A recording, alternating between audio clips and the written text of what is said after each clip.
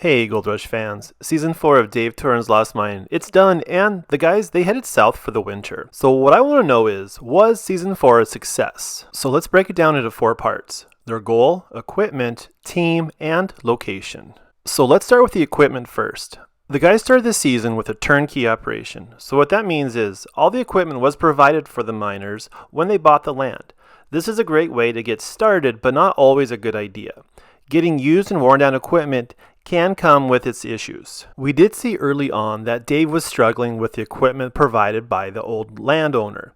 The excavator, it was worn down, it was tired, it needed to be replaced. Their wash plant, it only ran like about 50 yards an hour, and for the goal that Dave had in mind, this wasn't going to work. New equipment was needed, and, well, Dave had to open up his pocketbooks. We did see Dave spend a lot of money this season on new water pumps, excavator, but luckily he had 2 wash plants available to him. A new gold room was built from scratch, and I would guess the hoses, the parts, and everything else that was needed to be fixed and maintained for the new and the old equipment. Next up is location. So when Season 4 began, Dave and his team, they were down in the lower 48s trying to find a mine site. They did a lot of prospecting and wasted a lot of time trying to find the right mine. Eventually, they gave up on the lower 48 and headed up to Alaska. Team Turin was green when they came to Alaska. They've mined in the lower 48 states, but never in Alaska. This is my first time in Alaska, and already I've never seen ground like this. I've never seen dirt like this.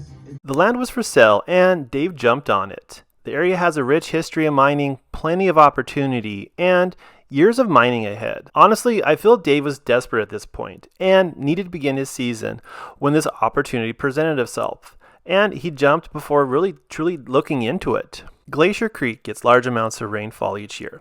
Team Turin had to deal with flooded cuts all season. This caused big delays in their mining. Finally, when the weather gets cold, snow is the next big issue.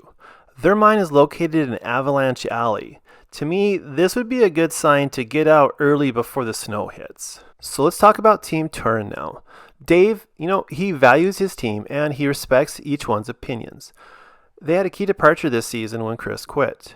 Could Dave have prevented this? In my opinion, yes. Chris expressed that he wasn't being heard. He was frustrated, and in my opinion, he was being disrespected. When an opportunity presented it, he took it. Chris stated that he wanted to finish what he started on his old claim. Had he been treated differently, I feel he would have stayed with Dave. Be around people that know more than me? Yes. Am I around those people right now? No. Received a very important phone call from Jonathan at Willow Creek. They want me to join the team. It's hard to leave the guys that you've been through the trenches with for 4 years, but I gotta do what I gotta do. So let's talk about the gold now. In gold mining, your success is measured in troy ounces. It's literally all about the gold. Dave set the bar at 650 troy ounces for the season, but that was short-lived, and their new goal was 450 ounces. That's 200 ounces less, and it's a difference of over $340,000. So in my opinion, I feel that Dave could have easily met that goal at 650 ounces if he would have done these 3 things. Started earlier in the season, had his equipment in place from the start, and the last one I feel is most importantly, by not wasting time prospecting claims that took valuable people away from the mine site. So does anybody know whatever happened to that claim they were prospecting in northern Alaska? I mean, Montana, it holds a potential, but the ranchers, they're not ready to have miners on site yet.